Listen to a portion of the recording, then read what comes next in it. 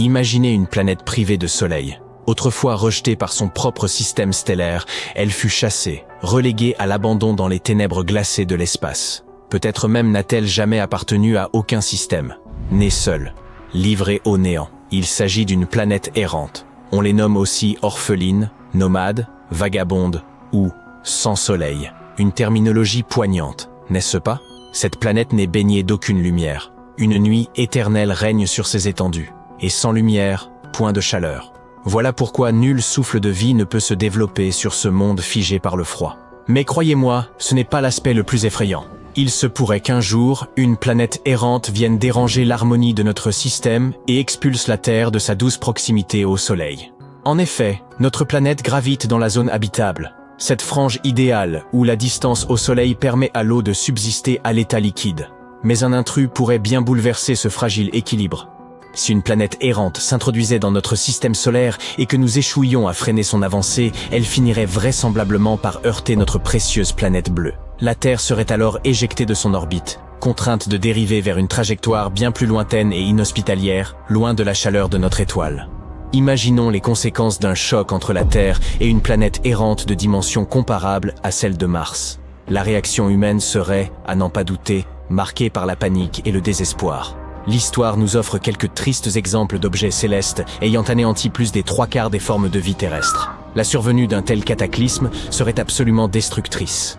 L'effet immédiat d'un tel impact serait d'ampleur apocalyptique. Il provoquerait une hécatombe et détruirait d'immenses portions de notre monde. Dans un premier temps, les efforts se concentreraient sur le sauvetage et les secours. Mais il ne faudrait guère attendre pour que l'évidence s'impose. Notre planète serait irrémédiablement perdue. Le climat de toute la planète se refroidirait progressivement et de manière inexorable. Plus la Terre s'éloignerait du Soleil, plus l'influence gravitationnelle de notre étoile s'amenuiserait. À terme, la Terre dériverait trop loin de sa principale source d'énergie lumineuse et thermique. Elle finirait par devenir un astre inerte, recouvert d'une épaisse croûte de glace. Voilà un tableau des plus funestes. Mais supposons que l'humanité ait anticipé une telle catastrophe et s'y soit préparée en amont. Dans ce cas, à quoi ressemblerait notre existence ? Et quel serait notre lieu de vie après un désastre d'une telle ampleur? Dans l'hypothèse où, au moment de l'impact, l'humanité aurait déjà implanté une colonie sur Mars, nous pourrions bénéficier d'un délai crucial pour fuir la Terre et rallier la planète rouge. Mais serait-il envisageable de métamorphoser ce monde lointain afin qu'il puisse accueillir la vie humaine? Cela représenterait sans conteste une entreprise titanesque. Comme vous le savez, Mars présente un environnement d'une extrême hostilité. Si, par quelque miracle technologique, vous vous y retrouviez sans combinaison protectrice, les gaz dans votre sang se changeraient instantanément en bulles, ce qui vous serait fatal. Ajoutez à cela le manque d'oxygène, les températures glaciales et une exposition aiguë aux radiations.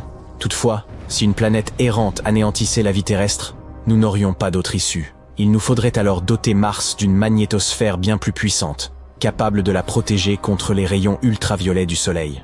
De surcroît, une atmosphère plus dense serait indispensable.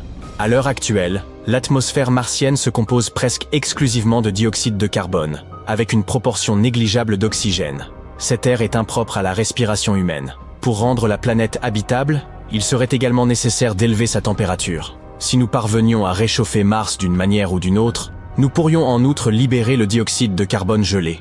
On estime que de vastes quantités de ce gaz sont emprisonnées dans les calottes polaires de Mars ainsi que dans d'autres régions. En les relâchant, on pourrait épaissir l'atmosphère, ce qui permettrait la présence d'eau liquide à la surface.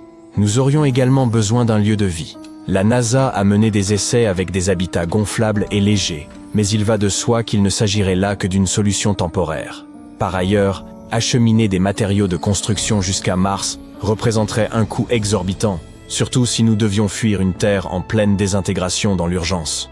Plutôt que d'acheminer des structures préfabriquées vers la planète rouge, nous pourrions envisager de les faire croître directement à sa surface. Un tel projet serait sans doute envisageable grâce à des champignons et des cyanobactéries capables de produire de grandes quantités de biominéraux comme le carbonate de calcium, ainsi que des biopolymères. Ces organismes seraient probablement en mesure d'agglomérer les matériaux rocheux martiens en blocs solides. Autrement dit, les briques pousseraient d'elles-mêmes sur Mars, et il nous suffirait ensuite de les assembler pour bâtir des murs, des planchers, voire du mobilier. Toutefois, une colonie encore jeune ne pourrait subsister au-delà d'une génération sans recevoir d'autres ressources en provenance de la Terre. Or, comme vous pouvez l'imaginer, cette possibilité ne serait plus envisageable. Peut-être les survivants rechercheraient-ils alors refuge dans des colonies établies sur des stations spatiales suffisamment éloignées de la zone d'impact. Ce serait un moyen d'échapper à l'anéantissement. Mais de tels habitats devraient y posséder les dimensions requises pour accueillir des infrastructures agricoles, des centres de soins, des unités de production énergétique, des établissements scolaires et bien plus encore. Et leur fonctionnement représenterait une tâche éprouvante sans ravitaillement. Une simple panne d'équipement pouvant dès lors devenir un casse-tête insoluble. Imaginons cependant que nos lointains descendants décident de localiser la Terre plusieurs millénaires après la catastrophe, et qu'ils y parviennent. Vous vous souvenez sans doute que notre planète aurait dérivé bien plus loin du Soleil. Il faudrait espérer que la Terre ait conservé son champ magnétique, ainsi qu'un fragment de son atmosphère originelle. Mais ceux qui rentreraient sur Terre auraient les besoins d'eau, d'oxygène et d'une pression atmosphérique adéquate. Et si cette nouvelle pression était sans doute compatible avec la vie, il est fort probable que la quantité d'oxygène ne suffirait pas à permettre la respiration sans assistance. Pour établir un apport en oxygène, il faudrait recourir à des bactéries photosynthétiques. En subsisterait-il sur une planète désertée? Sans doute. La plupart, ou du moins certaines, pourraient avoir survécu, enfouies profondément sous la surface ou dissimulées au fond des océans, si tant est qu'il en reste encore. Les tardigrades, ces créatures réputées les plus indestructibles de la planète, auraient très probablement survécu, prêtes à accueillir les humains de retour. Ces microscopiques oursons d'eau peuvent subsister 30 ans sans nourriture, vivre dans des volcans et endurer le vide spatial. Ces formes de vie, bactéries et tardigrades, s'épanouiraient alors sans obstacle, proliférant en l'absence totale de prédateurs. Cela étant posé, que mangerions-nous sur cette terre réinvestie? Les tardigrades ne sauraient constituer une alimentation viable. Il se pourrait néanmoins que l'on retrouve quelques graines gelées encore exploitables sur notre planète. À défaut, elles auraient été préservées à bord des stations spatiales.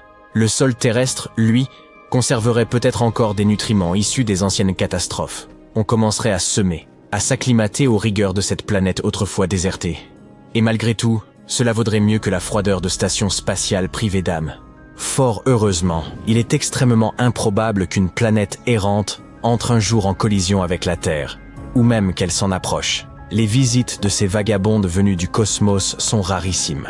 Et compte tenu de la vitesse actuelle des progrès technologiques, un objet céleste d'une telle taille serait repéré bien avant de pénétrer le système solaire, soit bien avant qu'il ne devienne une menace réelle pour notre monde.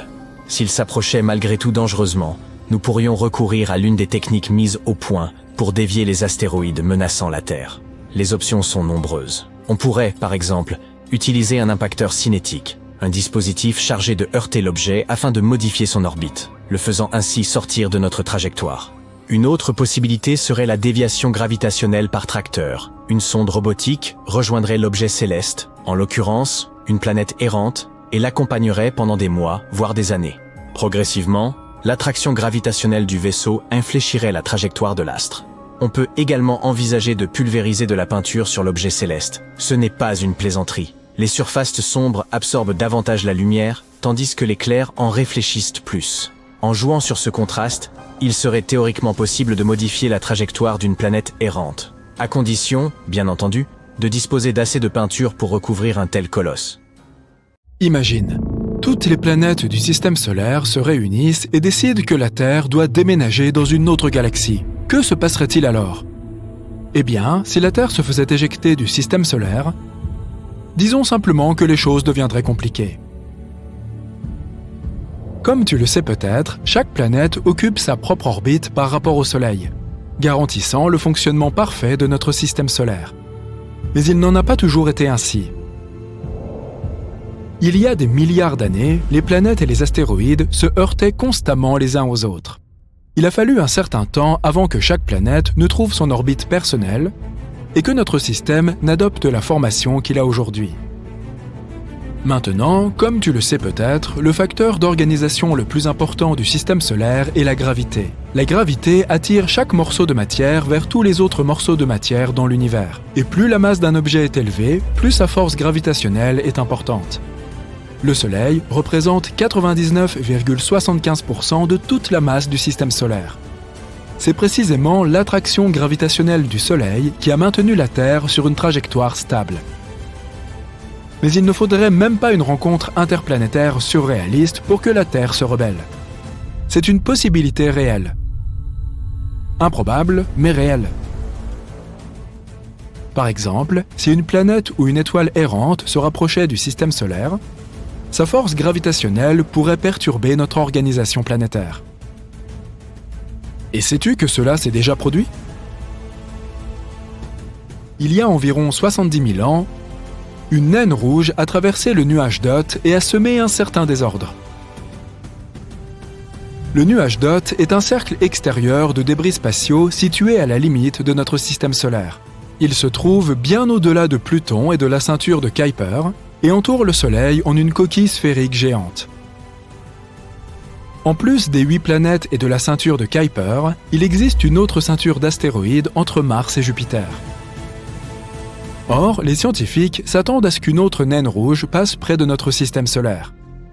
C'est une étoile orange de la constellation de la queue du serpent.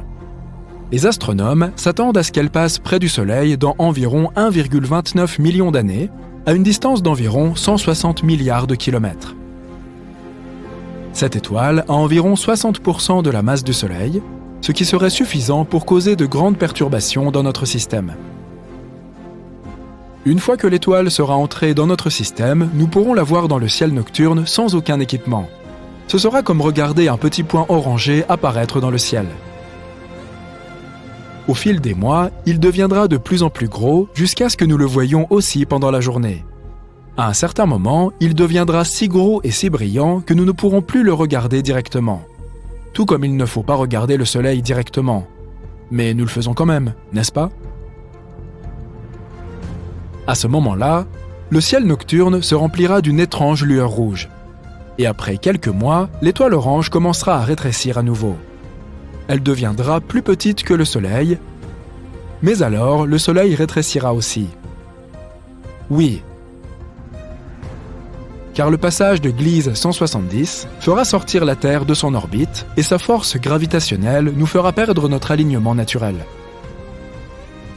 La Terre errera ainsi dans le système solaire jusqu'à ce qu'elle atteigne l'espace. Que se passerait-il avec notre planète si cela se produisait vraiment? Tout d'abord, la Terre quitterait ce que l'on appelle la zone habitable. C'est une région assez étroite du système solaire où la vie humaine peut prospérer. Quel est le secret de sa réussite? De l'eau à l'état liquide. Les astronomes ont découvert que Mercure a aussi de l'eau, mais seulement au niveau de ses pôles nord et sud, où la lumière n'arrive jamais. Pluton, la planète naine située à l'extrémité arrière du système solaire, contient 30% d'eau, mais une grande partie se cache sous une épaisse couche de glace. Si la Terre quittait un jour sa place privilégiée en orbite autour du Soleil, elle voyagerait autour de la galaxie à sa vitesse orbitale de 108 000 km/h. C'est 1000 fois plus rapide que la vitesse de pointe d'un guépard. Plutôt rapide, donc. Au bout de plus ou moins un mois, l'humanité verrait la géante rouge Mars à l'horizon.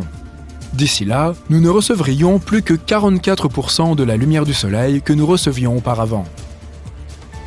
Si quelqu'un voulait donner naissance à une nouvelle civilisation, ce ne serait pas vraiment le moment idéal. Avec une lumière solaire réduite, il serait plus difficile pour les plantes de continuer à faire de la photosynthèse. Donc, la plupart de la flore de notre planète commencerait à périr. Quelques jours après avoir quitté l'orbite de Mars, notre planète serait confrontée à son premier vrai défi: traverser la ceinture d'astéroïdes. C'est une collection de petits corps rocheux et métalliques qui sont surtout des restes du Big Bang, qui a créé notre système solaire il y a 4,6 milliards d'années. Donc, d'une certaine manière, c'est presque comme si nous voyagions dans le temps. Heureusement pour nous, la distance entre un astéroïde et son voisin est d'environ 965 000 km. Donc, après avoir passé un astéroïde, il nous faudrait un certain temps avant de tomber sur le suivant. Si nous parvenions à traverser cet obstacle sans dommage, alors nous verrions la première géante gazeuse de notre galaxie, Jupiter. Jusqu'à ce moment, notre fidèle Lune nous aurait suivis pendant notre voyage à l'intérieur du système solaire. Mais attends de découvrir la suite. L'énorme masse de Jupiter pourrait nous voler notre Lune. Après tout, la gravité de Jupiter est 2 fois plus élevée que celle de la Terre.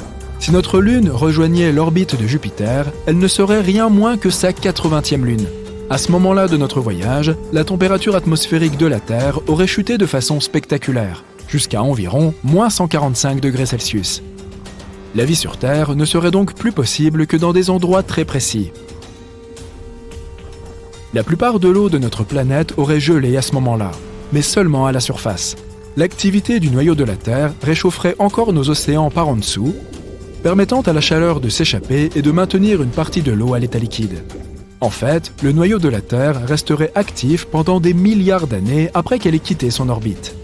Dans ce scénario, les microbes vivant près des cheminées hydrothermales prospéreraient.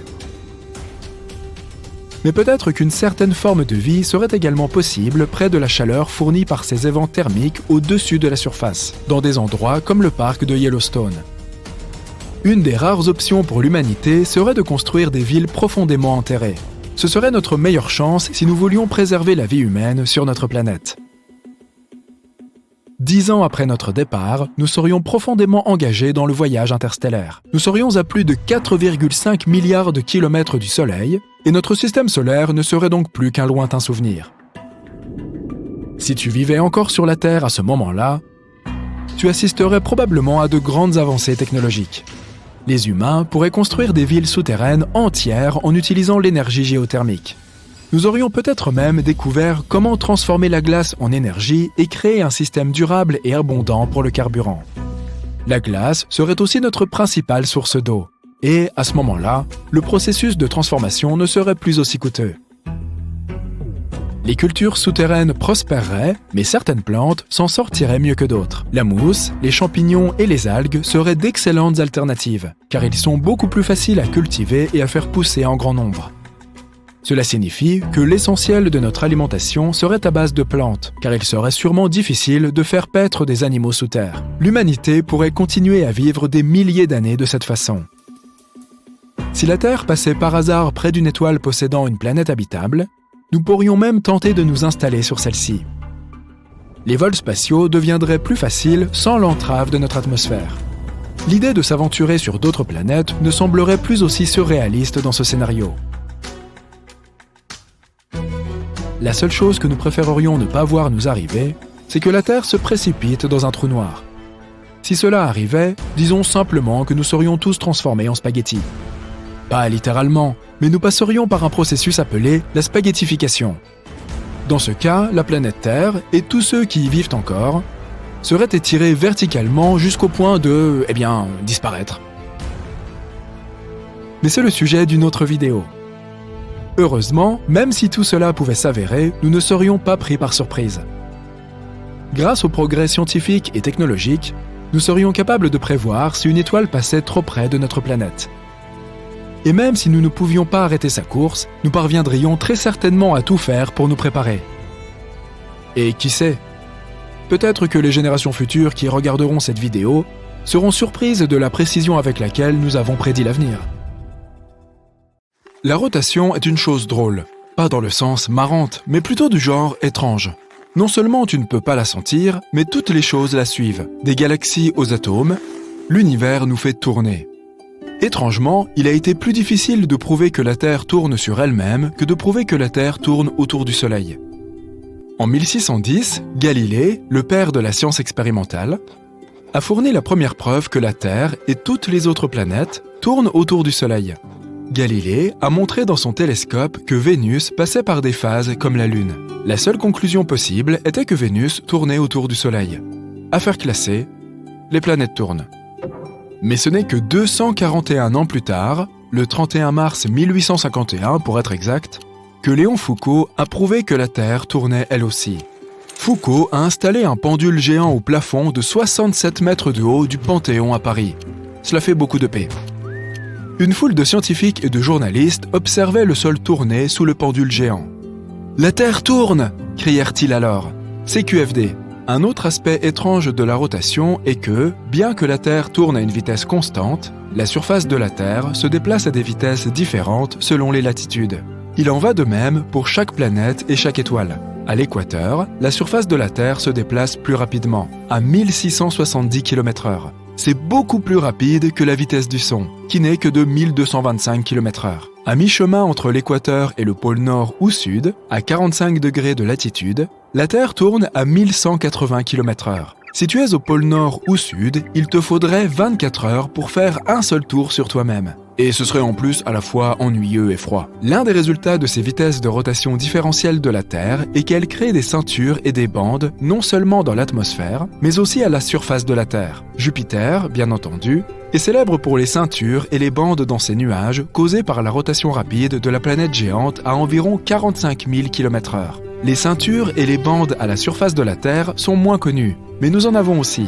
Nous avons de la glace blanche au pôle nord et sud, et entre les deux pôles, il y a une alternance de ceintures et de bandes de désert de sable sec et de végétation verte humide. Cette géographie essentielle est particulièrement visible lorsque l'on regarde la Terre tourner dans l'espace. Les agences spatiales utilisent la rotation différentielle de la Terre à leur avantage. Elles lancent leurs fusées aussi près que possible de l'équateur. La NASA utilise Cap Canaveral, près de la pointe sud de la Californie, et l'ESA, l'agence spatiale européenne, utilise le centre spatial de la Guyane, en Guyane française, en Amérique du Sud, presque exactement à l'équateur. Comme le sol sous une fusée près de l'équateur tourne à une plus grande vitesse, cela donne à la fusée une impulsion dans l'espace que les sites de lancement près des pôles ne peuvent pas fournir. On cherche toujours à économiser du carburant, tu vois. En parlant de Jupiter, comme je l'ai fait il y a environ 3 paragraphes, l'axe de rotation de la grande planète est encore moins incliné que celui du Soleil. Le Soleil est incliné à un angle d'environ 6 degrés, alors que Jupiter est incliné de 3 degrés seulement. Jupiter se tient presque parfaitement droit, ce qui, combiné à la grande vitesse à laquelle Jupiter tourne, sa journée entière dure moins de 10 heures. Cela fait de Jupiter un gyroscope géant. La stabilité gyroscopique de Jupiter, combinée à son énorme gravité, confère une stabilité à l'ensemble du système solaire. En d'autres termes, Jupiter empêche les facteurs de chaos de perturber les orbites des autres planètes. Si Jupiter ne tournait pas comme un gyroscope stable, le système solaire n'aurait jamais pu rester intact pendant les milliards d'années qu'il a connus. Les systèmes solaires des exoplanètes montrent des signes de chaos dans leurs orbites. Ils pourraient utiliser un gyroscope comme Jupiter pour les maintenir ensemble. La rotation est le véritable héros ici. Quant au Soleil, sa rotation différentielle a un effet important sur l'activité des taches solaires. Les taches solaires sont des points ou des taches qui apparaissent parfois à la surface du Soleil, généralement à des latitudes moyennes dans les hémisphères nord et sud du Soleil. Lorsque l'activité des taches solaires augmente sur le Soleil, les taches solaires commencent à se rapprocher de l'équateur. Peu de taches solaires sont visibles près des pôles. Avec la rotation différentielle, les gaz à l'équateur du Soleil se déplacent plus rapidement que les gaz au pôle de celui-ci. Ce mouvement différentiel des gaz tord les lignes de champ magnétique dans le Soleil, ce qui provoque leur rupture. Les taches solaires sont des éruptions magnétiques qui s'élèvent à la surface du Soleil, projettent des gaz électrisés loin dans l'espace et émettent un rayonnement ultraviolet très intense, souvent en direction de la Terre. Wow! Rassure-toi, la rotation différentielle de la Terre nous protège. Non seulement la Terre tourne de manière différentielle à sa surface, mais aussi en son centre.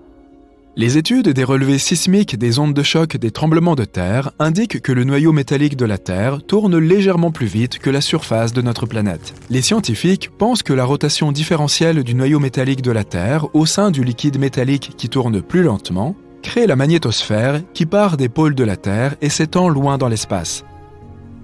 Cette magnétosphère protège la Terre des gaz électrisés provenant du Soleil. Vive la rotation! Au loin! Le mégaséisme de 9.0 en 2011 au large des côtes du Japon a réorganisé la masse de la croûte terrestre et a provoqué une accélération de la rotation de la Terre. La journée a raccourci. Pas beaucoup plus court, 1,6 millionième de seconde. Mais nous sommes habitués à voir la rotation de la Terre ralentir. La rotation de la Terre, sous l'action de la marée due à l'effet gravitationnel de la Lune sur les océans, draine l'énergie cinétique de la rotation de la Terre, ce qui entraîne un ralentissement de la planète. Chaque jour devient plus long, environ 2 millièmes de seconde de plus. Eh bien, je dois encore ajuster ma montre. Les années bissextiles, nous le savons tous, sont celles où nous avons un jour au calendrier tous les 4 ans, le 29 février, pour redresser la révolution annuelle de la Terre autour du Soleil, qui dure 365 jours et un quart. Mais les secondes intercalaires sont ajoutées aux horloges de temps à autre pour les synchroniser avec le ralentissement de la rotation de la Terre et permettre de rattraper le retard. Comme si la Terre se souciait de nos montres. 27 secondes intercalaires ont été ajoutées depuis 1972. La dernière seconde intercalaire a été ajoutée le 31 décembre 2016 et a fait afficher aux horloges 6h59 60 secondes PM. Oui, je ne l'avais pas remarqué non plus. Mais la rotation de la Terre s'est accélérée de manière inattendue ces derniers temps. Normalement, il faut 86 400 secondes à la Terre pour effectuer une rotation, mesurée par un ensemble d'horloges atomiques situées dans différents endroits de la planète et coordonnée par un service spécial à Paris. Oui, on paye des gens pour ça. Le 19 juillet 2020 a été le jour le plus court jamais enregistré, soit 1,46 millisecondes de moins que les 86 400 habituels. Nom de Dieu! Si cela continue encore pendant 5 ans, ils devront peut-être ajouter une seconde intercalaire négative pour synchroniser nos horloges avec la rotation croissante de la Terre. Les ordinateurs et les satellites ne vont pas aimer voir leurs horloges affichées, 1er janvier à 0h, et on dit que le temps ne peut pas reculer. Au moins, la Terre ne s'est pas mise à tourner à l'envers ou à s'arrêter complètement de tourner. Ce serait catastrophique. Tout s'écraserait en avant à la vitesse différentielle de rotation de la Terre. Pourtant, c'est ce qui semble être arrivé à la planète la plus proche de la Terre, Vénus. Vénus tourne très lentement en arrière, en rétrograde, et c'est très inhabituel. Comment cela se fait-il ? Il existe plusieurs théories pour expliquer pourquoi Vénus tourne en mouvement rétrograde, alors que toutes les autres planètes tournent en mouvement prograde, c'est-à-dire en avant. Les liquides à l'intérieur d'une sphère en rotation, comme une planète, ont beaucoup d'inertie. C'est pourquoi, lorsque tu sors un œuf du réfrigérateur, par exemple, et que tu essayes de le faire tourner, il ne tourne pas. Le liquide à l'intérieur reste immobile. Son inertie résiste à la tentative de le faire tourner. Cependant, si finalement, après de nombreux tours, tu parviens à faire tourner l'œuf cru, il sera difficile de l'arrêter de tourner. Si tu le prends et le reposes, l'œuf recommence à tourner. Parce que l'inertie du liquide à l'intérieur continue d'avancer. Tu as seulement empêché la coquille de tourner. Quelque chose comme ça a pu arriver à Vénus. Attends une minute. Vénus ? Backspin ? Tennis ? Je pense qu'il y a un lien ici, quelque part.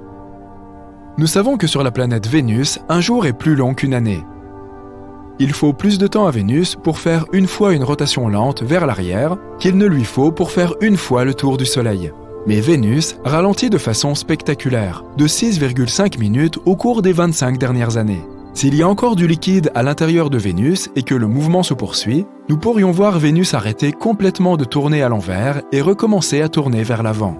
Allez Vénus, fais comme tout le monde! Cette histoire de rotation rétrograde et prograde est assez mystérieuse. Il semble que tout a tendance à tourner dans un mouvement prograde.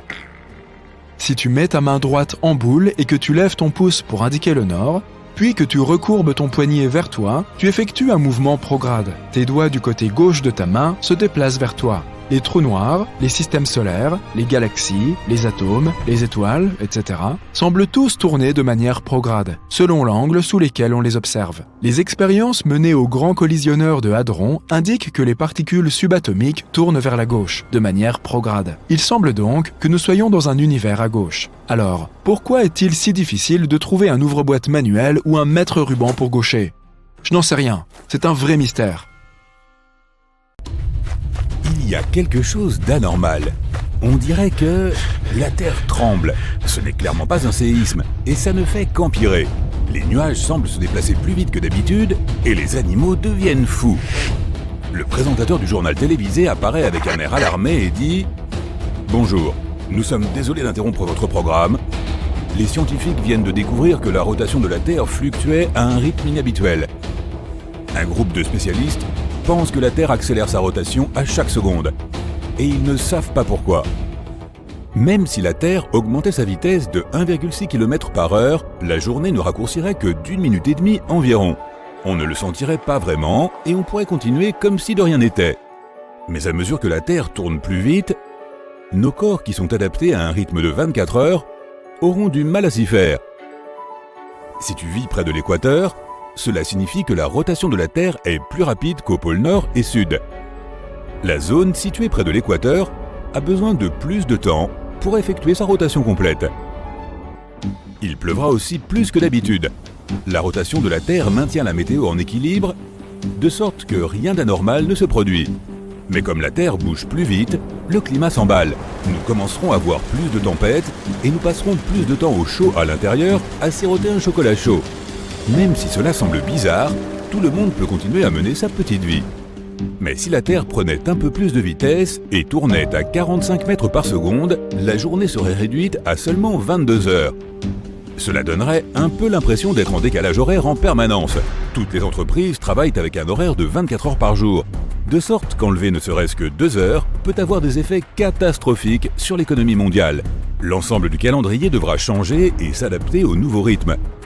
Les designs des horloges changeront et elles ne comporteront plus que 10 segments. Et à chaque semaine, les journées raccourciront, de sorte qu'il n'y aura plus de moyens appropriés de connaître l'heure, sauf par les couchers et les levées de soleil. Le temps continuera à se dérégler, avec l'impression que la pluie ne s'arrête jamais. Les animaux qui dépendent des schémas météorologiques ne sauront plus comment se comporter, et des migrations de masse se produiront pour presque toutes les espèces. Des volées d'oiseaux voleront partout et atteindront des endroits où ils ne vont normalement pas, ce qui affectera toute la chaîne alimentaire et les écosystèmes. Les forêts, les jungles et les autres endroits peuplés par des animaux sont maintenus en équilibre lorsqu'ils ne sont pas affectés par les humains. S'il pleut constamment dans certaines zones, les inondations obligeront les animaux à se déplacer vers d'autres territoires et à rivaliser avec les prédateurs de la région. Si la Terre prenait de la vitesse chaque jour, alors en te tenant sur une balance dans l'Arctique, tu verrais que tu pèses 81 kg. Mais sur l'équateur, tu pourrais peser seulement 80 kg. C'est à cause de la force supplémentaire qui s'oppose à la gravité dans cette zone.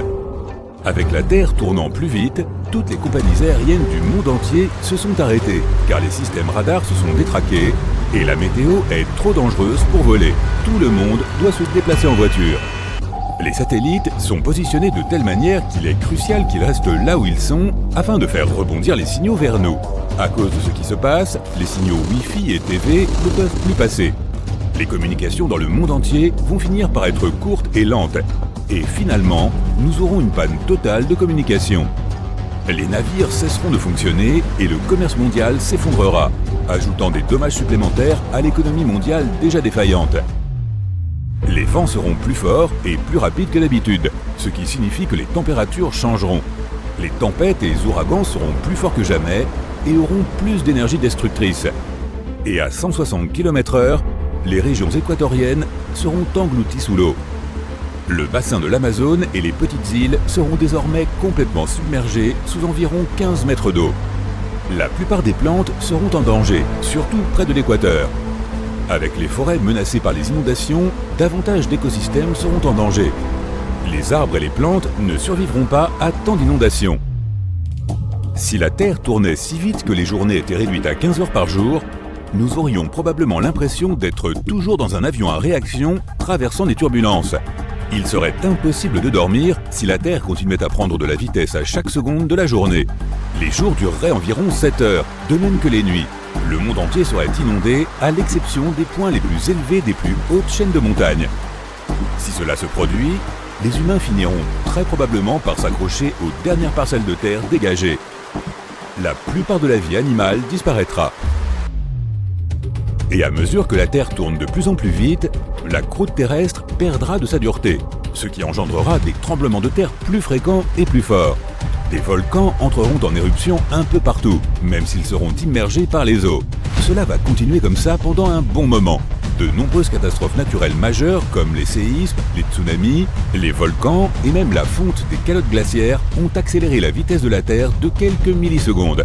Alors que la vitesse de la Terre continue d'augmenter, ces catastrophes naturelles vont faire que la planète tourne encore plus vite. Même si ce n'est que de quelques millisecondes, c'est suffisant pour avoir des conséquences majeures. La Terre tourne maintenant à 1600 km/h. Et alors que tu es assis avec le reste des survivants, tu te sens en légère lévitation. Tu vois des petits cailloux et des rochers qui flottent à quelques centimètres du sol. Les nuages au-dessus de toi passent comme des étoiles filantes. L'air est épais et humide car l'eau monte vers le haut, formant de gros nuages prêts à déverser leur eau. Mais comme la gravité est plus faible, une partie de la pluie est en suspension dans l'air. De nombreux petits objets flottent autour de toi comme si tu étais dans l'espace. Les jours et les nuits ne durent pas plus de quelques heures. À ce stade, le monde entier est inondé et la croûte terrestre a disparu à 80%. Si cela dure plus longtemps, il n'y aura plus aucun être vivant, à l'exception peut-être de créatures microscopiques qui peuvent résister à des conditions extrêmes. il faudrait que la Terre tourne à environ 28 300 km/h pour annuler la gravité et que les choses commencent à flotter. À ce moment-là, toute l'eau de l'océan va s'élever dans les airs et ressembler à une pluie inversée. Les gros rochers des montagnes se sépareront du socle rocheux et léviteront au-dessus du sol, ressemblant à de petites planètes dans l'espace. La Terre tourne maintenant 17 fois plus vite que d'habitude, ce qui fait qu'une rotation complète autour de son axe ne dure que 84 minutes au lieu de 24 heures. Si tu parviens à rester en vie aussi longtemps, tu verras littéralement les jours et les nuits passer en un instant. Tu flotteras aussi sans but dans le ciel, heurtant des rochers et d'autres surfaces. Tu ne reconnaîtras plus rien. La croûte terrestre se déchire, exposant le magma qui se trouve en dessous. Atterrir sur le sol n'est pas une option. Tu vois l'espace à mesure que tu montes de plus en plus haut. Tu ne sais pas à quelle vitesse tu vas, mais tout ce que tu sais, c'est que tu es probablement le seul humain restant dans ce monde en rotation. La Terre finira par tourner si vite que le reste des couches commencera à se détacher, exposant l'intérieur de la Terre. Elle commencera à s'aplatir autour de son noyau jusqu'à ce qu'elle devienne semblable à une crêpe. Rien ne pourra survivre à ce stade. Une telle quantité de chaleur sera produite par le noyau que la planète chauffera comme dans un micro-ondes. Toute l'eau disparaîtra et la Terre ressemblera à un point rouge dans le système solaire.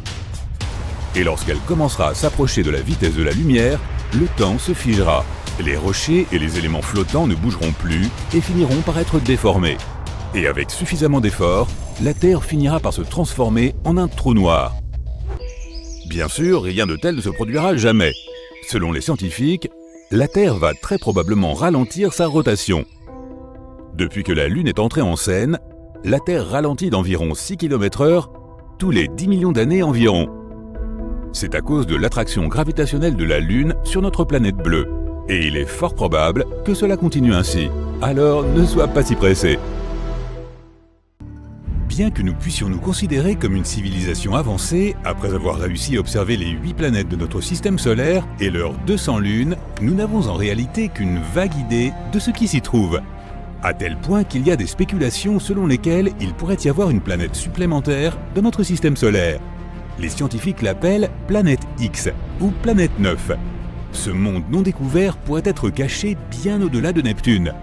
Les astéroïdes et les planètes naines de cette zone ont des orbites modifiées et étrangement inexpliquées. Et la planète X pourrait en être la raison. Les légendes autour de cette mystérieuse planète ont commencé il y a plus de 100 ans avec un passionné de l'espace appelé Percival Lowell. En plus d'avoir une moustache impressionnante, il était aussi très riche. Il a utilisé sa fortune pour construire un observatoire en Arizona qu'il a ensuite consacré à l'étude des mouvements étranges d'Uranus et de Neptune. Leurs forces gravitationnelles sont plus lentes que celles de toutes les autres planètes de notre système solaire, presque comme s'il y avait un objet géant caché qui les tirait hors de leur trajectoire. En 1906, Lowell a théorisé qu'il pourrait y avoir une autre planète au-delà de Neptune. Elle serait probablement à l'origine de ces étranges phénomènes cosmiques. L'homme a appelé ce potentiel corps céleste la planète X. En 1930, Pluton a été découverte par Clyde Tombaugh dans l'observatoire de Lowell. Il semblait enfin que les gens avaient une explication pour les modèles orbitaux étranges. L'équipe de Lowell était sur un nuage après la découverte, mais leurs célébrations ont été de courte durée. Ils ont vite découvert que Pluton était bien trop petite pour avoir un tel effet sur les planètes environnantes, et elle était aussi trop éloignée d'elle. Il a donc fallu se remettre au travail. La planète X, si elle existe, ferait 10 fois la taille de la Terre et 4 fois son rayon. Il faudrait au moins 10 000 ans à une telle planète pour faire le tour du Soleil, et elle orbiterait à une distance entre 300 et 600 fois plus grande que celle qui sépare notre planète natale de son astre. Cela représente 600 unités astronomiques depuis le centre du système solaire, sachant qu'une unité astronomique est égale à la distance entre la Terre et le Soleil. Si cela semble très éloigné, ce n'est pas le cas. La distance entre les corps célestes est généralement mesurée en années-lumière. Or, une unité astronomique est une unité de mesure beaucoup plus petite. Pour remettre les choses en perspective, l'objet le plus éloigné détecté depuis la Terre est la galaxie GN-Z11. Joli nom, n'est-ce pas? Elle se trouve à une distance stupéfiante de 32 milliards d'années-lumière. Malgré cela, nos télescopes peuvent encore la repérer, et une seule année-lumière équivaut à 63 241 unités astronomiques. Alors si notre technologie peut détecter une galaxie aussi lointaine, comment se fait-il que nous n'ayons pas réussi à découvrir la planète X ? Eh bien, c'est probablement dû au fait qu'elle pourrait ne pas exister du tout. La théorie de la planète X a été largement discréditée en 1989. On a découvert que les mystérieuses forces gravitationnelles de Neptune étaient un leurre depuis le début. Les scientifiques s'étaient massivement trompés sur la taille réelle de Neptune. La sonde Voyager 2 a visité la planète et a découvert sa taille réelle. Cette nouvelle information explique les étranges forces gravitationnelles, ce qui signifie qu'elles n'étaient pas causées par la soi-disant planète X. Mais notre enquête ne s'arrête pas là, car l'hypothétique 9e planète est réapparue il y a environ 10 ans. Si les preuves qui sous-tendent la théorie de Lowell étaient fausses, sa croyance en la planète X n'était peut-être pas sans fondement. En 2015, les astronomes Michael Brown et Konstantin Batygin ont découvert qu'il y avait bel et bien des forces gravitationnelles inexpliquées au-delà de Neptune. Des satellites orbitent perpendiculairement autour des planètes, ce qui n'arrive nulle part ailleurs dans notre système solaire. Il y a aussi des groupes d'astéroïdes qui se déplacent de manière très spéciale. Si spéciale qu'il est pratiquement impossible que ce soit aléatoire. Encore plus étrange, il y a des satellites qui voyagent dans une direction complètement opposée à celle du Soleil, contrairement à la plupart des autres objets dans le système solaire. Un planétoïde appelé Sedna semble également être tiré vers quelque chose, ainsi que 6 autres qui vont tous dans la même direction. Brown et Batygin ne sont d'ailleurs pas des observateurs d'étoiles lambda, ce sont tous deux des scientifiques très respectés, au fait de leur carrière. Konstantin Batygin a été désigné par le magazine Forbes comme l'un des 30 scientifiques qui changent le monde, et Mike Brown est l'homme qui a donné à Pluton le statut de planète naine. Cela signifie que lorsque ces messieurs disent quelque chose, c'est généralement assez sérieux, et on devrait probablement les écouter. Mais la seule façon de prouver irréfutablement que la planète X existe est de la trouver réellement, et cela s'avère assez difficile. Pour localiser la planète, il faudrait utiliser une méthode appelée photométrie de transit. En gros, il s'agit de surveiller tout un groupe d'étoiles pendant une longue période et de rechercher les creux dans la lumière qu'elles émettent. Ces creux seraient probablement causés par une planète qui ferait obstacle à la lumière. Et hop, l'existence de la planète X pourrait être prouvée. Mais pour que cette méthode fonctionne, la Terre, la nouvelle planète et le Soleil doivent tous être parfaitement alignés. Or, ces circonstances sont plutôt rares, et si elles ne se réalisent pas, le creux de lumière ne se produira pas. De plus, cette méthode ne fonctionnerait vraiment qu'avec les planètes qui sont plus proches du Soleil que notre Terre, c'est-à-dire Vénus et Mercure. Pour tout ce qui est au-delà de la Terre, cette technique est quasiment inutile. Une autre technique que nous pourrions utiliser consiste à trouver la planète potentielle grâce à un bon vieux télescope. Mais comme tu peux l'imaginer, c'est incroyablement approximatif. L'objet le plus éloigné que nous ayons trouvé dans notre système solaire est un planétoïde nommé à juste titre Far Far Out. Mais il n'est qu'à 140 unités astronomiques du Soleil, soit seulement un quart de la distance à la supposée planète X. Nous ne pouvons voir un objet que grâce à sa luminosité. Le Soleil est très visible pour nous car il émet d'énormes quantités de lumière. Et nous pouvons voir la Lune car elle reflète la lumière du Soleil. Techniquement, la Lune n'est pas censée paraître plus brillante que tout le reste dans le ciel nocturne. Ce n'est le cas que parce que nous sommes plus proches d'elle. Plus un objet est éloigné, moins il nous semble lumineux. Le principal problème pour voir la théorique planète X est que tous les objets de notre système solaire tirent leur lumière du Soleil. Ils reflètent la lumière du Soleil, ce qui nous permet de les voir. Étant donné la distance qui sépare la planète X du Soleil, il est presque impossible de la voir. Et à cause de sa lumière vraiment faible, pour la voir, il faudrait des conditions météorologiques parfaites, ainsi qu'un télescope extrêmement puissant. Mais Brown et Batygin l'ont trouvé. Le télescope Subaru est situé au sommet d'un volcan dormant à Hawaï. Il est énorme et capable de capturer la lumière la plus faible des objets spatiaux lointains. Le problème est que nous devons trouver où le pointer. Sans savoir où se trouve réellement la planète X, cela revient à trouver une aiguille dans une botte de foin. De plus, il n'y a qu'environ 3 nuits par an où les conditions sont suffisamment claires pour voir l'hypothétique planète X. C'est difficile, mais pas impossible. Et pourtant, la plupart des astronomes ont décrété que la planète X n'existait pas. affirmant qu'il ne s'agissait que d'un mythe. L'explication la plus répandue pour les étranges forces gravitationnelles est qu'il y a un minuscule trou noir dans notre système solaire qui attire les planètes vers lui. Mais ne t'inquiète pas, ils affirment qu'il n'est pas assez gros pour avaler une planète, donc tout va bien pour l'instant. Le problème avec la théorie du trou noir, c'est qu'une fois de plus, il est presque impossible de le trouver. Alors que sa masse pourrait être aussi importante que celle de la planète X, le trou lui-même serait réduit à la taille d'une orange. Les télescopes ne seraient alors d'aucune utilité. Pour le trouver, il faudrait détecter les rayons gamma émis par les objets lorsqu'ils tombent dans le trou noir. Une autre façon de le trouver serait de lâcher des centaines de minuscules vaisseaux spatiaux. Ils passeraient assez près du trou hypothétique. Et lorsqu'ils seraient attirés vers lui, nous pourrions probablement le détecter. Mais n'écartons pas la théorie de Brown et Batygin. Elle est encore documentée par la NASA à ce jour. Et jusqu'à ce que nous trouvions des preuves solides pour réfuter son existence, la planète X se trouve peut-être encore là.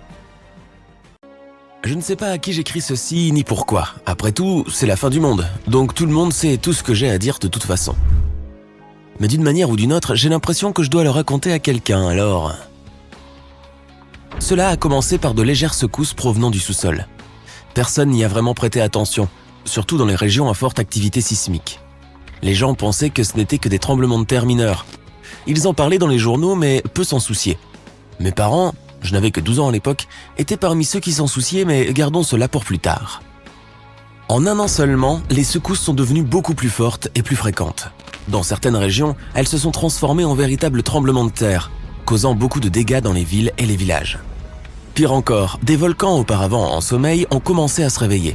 Les gens du monde entier ont commencé à s'alarmer. Les scientifiques ont beaucoup parlé du changement climatique et de l'impact de l'humanité, mais il était évident que personne n'avait vraiment de réponse définitive. La situation ne s'est pas améliorée non plus. Au fil des mois, les tremblements de terre et les éruptions volcaniques ont progressivement augmenté en puissance et en fréquence. Au début, une seule catastrophe naturelle majeure par mois était signalée, mais en 2 ans, il y en a eu au moins 4 dans la même période, aux 4 coins du monde. Même les régions normalement calmes ont souffert de tremblements de terre, et des tsunamis en ont résulté. Les gens ont essayé de s'adapter, mais tout se déroulait trop vite pour pouvoir réagir de manière adéquate. Tout ce qu'il nous restait à faire était d'apprendre à être toujours prêts à quitter nos maisons et à nous enfuir. Nous avons renoncé à la construction de grands immeubles d'habitation robustes et avons opté pour des maisons légères imprimées en 3D. Elles étaient facilement détruites, mais aussi facilement construites, ce qui était un énorme avantage. Les articles de luxe perdaient rapidement de leur valeur, tandis que l'électronique mobile et les outils de survie se vendaient de plus en plus cher. Les gens commençaient à vraiment apprécier ce qu'ils avaient et à s'apprécier les uns les autres. Les voisins s'entraidaient et des villes entières unissaient leurs efforts pour construire des communautés fortes et se préparer au pire, ensemble. Puis le pire est arrivé plus tôt que prévu. La planète entière a été secouée par un tremblement de terre titanesque. Nous avons pensé que c'était la fin pour nous tous, car le sol a tremblé pendant des heures et n'a cessé que le lendemain. Par la suite, des rapports sont arrivés de la côte atlantique. L'océan s'était retiré, laissant de vastes étendues de sable et de coraux nus. Des équipes de recherche sont parties en hélicoptère à la recherche des causes de ce cataclysme et ont trouvé l'impensable. Il y avait un énorme tourbillon au milieu de l'Atlantique, des centaines de fois plus grand que le plus grand trou d'eau du monde. L'eau de l'océan s'écoulait dans ce gigantesque évier, comme si quelqu'un avait retiré le bouchon du fond. Dans un sens, c'est exactement ce qui s'est passé. Les plaques tectoniques sous l'Atlantique se sont séparées, formant une énorme brèche dans le fond. Du magma bouillonnant s'est déversé, mais a été éteint par la masse d'eau impressionnante, qui s'est ensuite précipitée dans l'abîme. L'eau s'est engouffrée si rapidement que le niveau général de l'eau a baissé en quelques heures. L'événement a été surnommé la Grande Faille Atlantique, mais ce n'était encore que le début. Avec l'augmentation de la fréquence des tremblements de terre et des éruptions, la configuration des vents dans le monde entier a changé, ce qui a entraîné des ouragans massifs. Il semblait que la planète entière était contre ses habitants. Mais comme je l'ai dit plus tôt, mes parents étaient ceux qui s'en souciaient le plus, et ils devaient en connaître la raison. Ils étaient géologues à l'Agence spatiale internationale, qui a poursuivi ses recherches malgré tous les cataclysmes. Et ce sont eux qui en sont venus à la conclusion affligeante, pour une raison inconnue, la Terre avait commencé à s'agrandir. Cela expliquait tout, les séismes de plus en plus fréquents sont causés par le mouvement des plaques tectoniques. Le magma en mouvement a été poussé du manteau vers la croûte, et a éclaté à la surface à des endroits exactement adaptés à cela. Les volcans. Et cela signifiait qu'il y aurait d'autres événements comme la Grande Faille Atlantique, mais encore plus catastrophiques.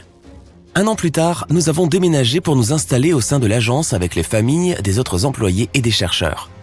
Les bâtiments étaient ultra résistants. Nous étions donc protégés des atrocités de l'extérieur. Nous avons accueilli autant de personnes que possible, mais bien sûr ce n'était pas suffisant. Des millions d'autres ont été laissés, livrés à eux-mêmes, et nous ne pouvions qu'espérer que tout le monde était en sécurité.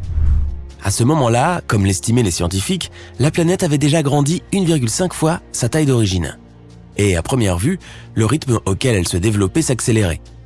Au cours d'une autre année de notre vie de bunker, nous l'avons vu grandir 2 fois plus. Des crevasses encore plus grandes que celles de l'Atlantique ont surgi dans différentes parties du monde, provoquant un chaos généralisé. Tout le monde est alors parti vivre sous terre, où c'était relativement sûr. Les communications entre les continents étaient pratiquement perdues et tout ce que nous avons appris sur la situation susmentionnée provenait d'expéditions audacieuses menées par des scientifiques. La planète a été ravagée par des tremblements de terre, des éruptions volcaniques, des tsunamis et des ouragans qui se produisent presque quotidiennement maintenant. La vie à la surface était pratiquement impossible. C'est alors que l'équipe combinée de chercheurs et d'ingénieurs a soudainement trouvé la solution sur laquelle elle travaillait depuis 5 ans. Ils l'ont appelée l'Arche. Plusieurs équipes ont convenu de construire d'énormes vaisseaux spatiaux pour évacuer l'humanité ainsi que les espèces animales, les poissons et les insectes survivants au cas où la Terre se désagrégerait. Et le moment qu'ils redoutaient est finalement arrivé. Tout le monde dans les bâtiments de l'agence, y compris mes parents et moi-même, a été escorté jusqu'à un énorme hall où se trouvait l'une des arches. Toutes les autres personnes du continent qui ont réussi à venir étaient également là. On nous a donné des papiers d'identité et nous avons ensuite été autorisés à embarquer.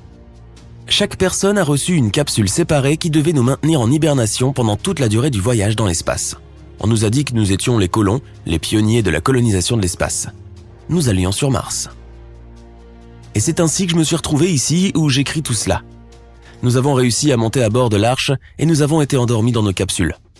Quand je me suis réveillé, nous étions déjà en train d'atterrir.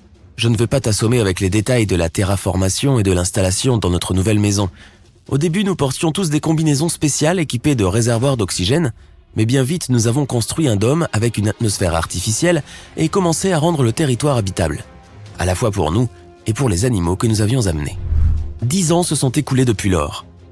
Nous nous sentons presque chez nous sur la planète rouge, qui n'est plus vraiment rouge. Il y a des forêts luxuriantes et de grandes villes qui s'étendent tout autour. Mars est inactive, il n'y a donc pas de tremblement de terre ni d'ouragan ici. La vie est assez paisible, bien qu'elle soit extrêmement active avec tout le travail qu'il reste à faire. Mais pendant tout ce temps, nous avons tous regardé avec anxiété notre planète natale s'agrandir. Au début, elle était à peine visible dans le ciel nocturne, mais au fil des mois, elle est devenue de plus en plus apparente, jusqu'à ce qu'un jour elle puisse être observée en détail à l'œil nu. Aujourd'hui, elle a la taille de la Lune dans notre ciel et est visible même à la lumière du jour.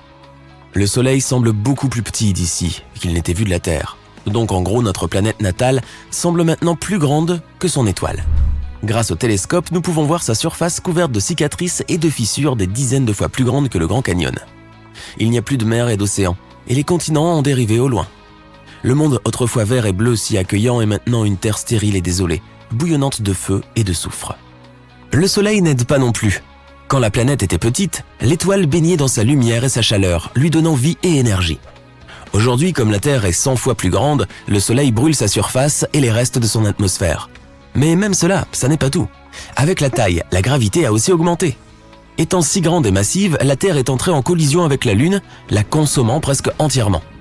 Vénus, qui était similaire à la Terre précédente, a commencé à être tirée vers la planète qui a soudainement grandi. Et la Terre elle-même gravite lentement vers le Soleil. Les scientifiques disent qu'un jour, elle absorbera d'abord Vénus et Mercure, puis brûlera complètement sous la chaleur du Soleil. Waouh! Tout ce que j'espère maintenant, c'est de ne jamais le voir de mes propres yeux. À quoi ressemblerait la Terre si elle avait vu le jour dans un autre système stellaire? J'ai fait quelques recherches pour toi afin de le savoir. Et ce que j'ai découvert s'est révélé étonnamment positif.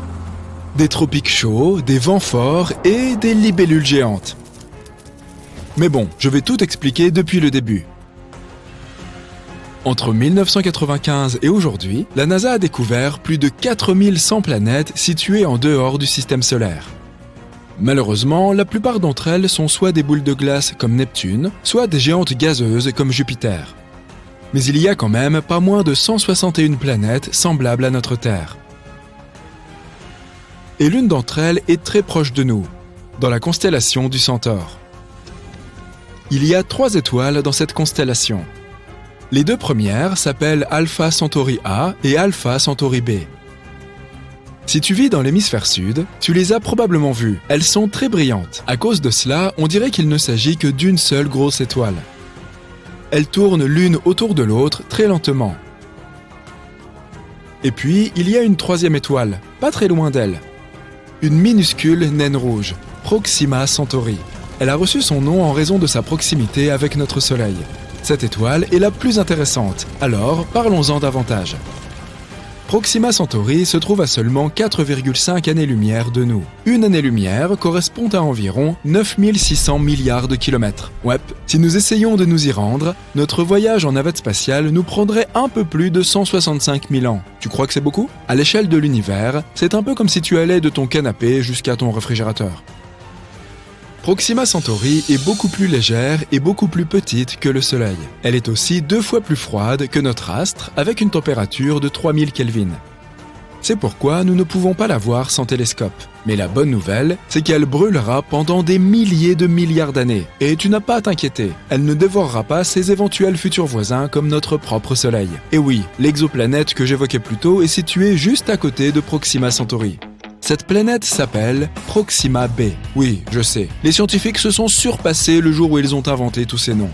J'espère que tu ne t'en mêleras pas les pinceaux. Elle est légèrement plus grande et plus massive que notre Terre. Et elle est située dans la zone habitable de Proxima Centauri. Cela signifie qu'il peut y avoir de l'eau et même des micro-organismes là-bas. Oui, il est possible qu'un jour nous y trouvions la vie. Mais pour l'instant, nous ne savons pas grand-chose de cette mystérieuse planète. C'est probablement une planète rocheuse, comme notre Terre, et elle doit donc avoir un paysage similaire. Mais ce n'est qu'une théorie. Qui sait quel genre de blingue l'univers est capable d'inventer? Ce serait dommage de faire un voyage de 165 000 ans juste pour tomber sur un gros morceau de glace ou quelque chose du même genre. Heureusement, nous n'aurons probablement pas à attendre aussi longtemps. Nos plus grands savants sont en train de développer une technologie qui nous permettra de nous déplacer à une vitesse proche de celle de la lumière. S'ils réussissent, nous pourrons atteindre Proxima b en seulement 20 ans. Mais trêve de bavardage, cette vidéo ne porte pas sur Proxima b. Elle porte sur ce qui serait arrivé si la vie était apparue non pas dans notre système solaire, mais dans Alpha Centauri. Et si nous gravitions autour de Proxima Centauri, ou des 2 autres étoiles?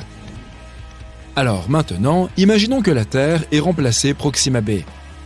Je vais appeler cette nouvelle planète la Nouvelle Terre. On dirait que moi non plus je ne suis pas super doué pour les noms. Tout d'abord, parlons de l'orbite. Cette nouvelle Terre doit être environ 25 fois plus proche de son étoile que Proxima b ne l'est. Sinon, il va y faire un froid inimaginable. Déplaçons donc la planète un peu plus près. Parfait. Une journée dure toujours 24 heures. Mais notre période orbitale est très élevée. Proxima b tourne autour de son étoile en 11 jours. Mais nous y arriverons en seulement 8 jours. Tu pourras fêter ton anniversaire toutes les semaines. Super, mais attends, il y a un petit problème. Tu vois, Proxima Centauri est une étoile éruptive. Cela signifie que, parfois, sans prévenir, elle projette des vents stellaires. Ces vents transportent tout un tas de particules ionisées, qui se déposent ensuite sur les planètes. Oui, notre Soleil lui aussi fait ça. Mais Proxima Centauri nous bombarde avec une puissance 2000 fois supérieure. Les niveaux de radiation sont donc hors normes, c'est le moins que l'on puisse dire. Mais ne t'inquiète pas, tout va bien. Tout ce dont nous avons besoin, ce sont de champs magnétiques incroyablement robustes. Ils nous permettront d'avoir une atmosphère très épaisse et de nous protéger des coups de colère de Proxima Centauri. Mais maintenant, il va faire très chaud. Ou pas. Encore un problème. Les scientifiques ne savent toujours pas exactement comment les planètes de Proxima Centauri gravitent autour d'elle. Et s'il s'avérait qu'elles sont en état de verrouillage gravitationnel comme notre Lune? Alors, une moitié de notre nouvelle Terre serait une poêle à frire, et l'autre moitié serait constituée de déserts glacés. Allez, ce n'est pas grave, nous nous installerons simplement quelque part au milieu. Je n'imaginais pas que je dirais ça un jour, mais il fera certainement doux au pôle Nord.